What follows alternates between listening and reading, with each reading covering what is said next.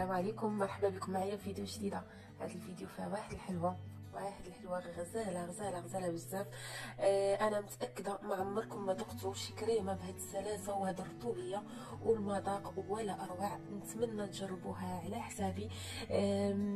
المقادير ديالها عاديين متواجدين، يعني من الحانوت ولا من اي حاجه غادي نجيبوها، وحتى لما لقيتوا شي حاجه نتمنى تجيبوها باش تذوقوا هاد التحفه. ديروها لوليداتكم في عيد الميلاد، حطوها لضيافكم او لا غير لينا حنا في الويكاند، راها كتسهل. عندي هنايا الكيك، ناخذ جوج بيضات، عندي علبه ديال ياغورت فاني، انا درت مسوس قانون طبيعي، عندي كاس لاروب ديال سكر سنيده ما يعادل 120 غرام، 4 معالق كبارين عامرين ديال الكاكاو ما يعادل 30 غرام، 2 معالق كبارين ديال الحليب عامرين، 120 غرام ديال الدقيق الابيض اللي هي تقريبا كاس ديال العنبه عامر زائد شويه، يعني عامر مزيان. وهنايا عندي 2 خمارات ديال الحلوى، تقريبا ما بين 10 و 12 غرام، وعندي معلقه ديال الفاني. غادي ناخذ هذوك 2 بيضات. هاد الحلوى كتصوب بلا ضرب كهربائي بلا والو. 2 بيضات غادي نضربوهم مزيان مع السكر سنيده حتى نحسوا بهذاك السكر كيتحلل. ومن بعد غادي نزيدو ياغورت طبيعي ولا دانون، وغادي نزيدو قبيصه ديال الملحه، معلقه ديال الفاني، ومن بعد غادي نجيبو النواشف وغادي نغربلوهم مباشره فوق من الخليط. هنايا واحد اللقطه نسيتها ولكن غادي نصححها لكم.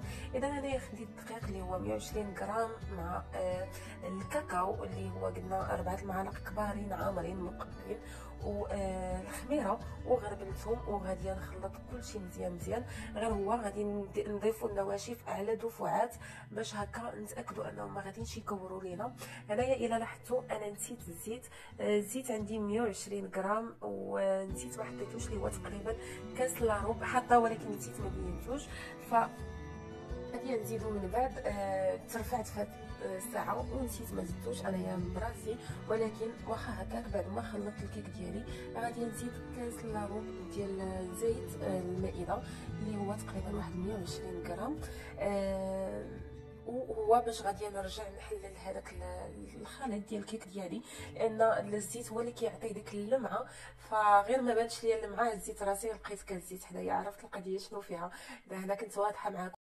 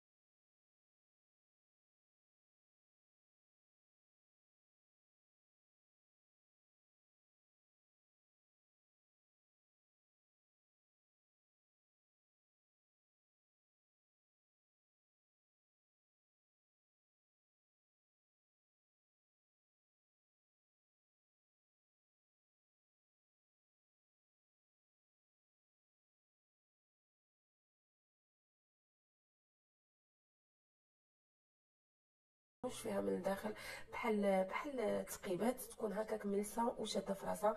الكيك ها هو بعد ما وجد كيجي رائع وخطير وفن وبنين وكل شيء. تقدروا تاكلوه بحال هكا، تخدموا به بشي كريمه ديال الاوريو ولا اي حاجه اللي بغيتو. ان شاء الله نقدر من بعد نبدلوا الكريمه ونديروا كريمات اخرين، واخا هذه خاصكم تجربوها.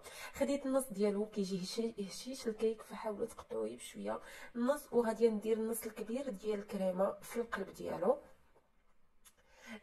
هنايا كنت غاديه ندير المونتاج في السيركل، ولكن السيركل عندي كبير ما بغاش يشد ليا الكيك صغير، فاضطريت انني نعاود نخدم بالمول اللي طيبت فيه. ماشي مشكل، مازال الورقه مفرشه لتحت وغادي يجمد، فغادي يجيني سهل باش نحيدو. درت الطبقه الثانيه ديال الكيك نحطوها غير بشويه، وغادي نزيد الكميه اللي باقا عندي ديال الكريمه. حاولوا تقادوها قبل ما تجمد لكم، والكريمه ما نوجدوها حتى يكون الكيك طاب باش ما تشدش لينا في راسها. دخلتها المجمد، مثلا صوبتها مع 11 الصباح، 3 هذه غادي نخرجها، يعني تقريبا واحد 3 4 سوايع. حيدت لها دوك الجوانب ديالها غير بالسكين بحال هكا، وديموليتها كيف ما شفتوا سهله. هنايا واخا درتها في الفريغو ما جمداتش، يعني يلا شدات في راسها. وغادي ندوزو نوجدو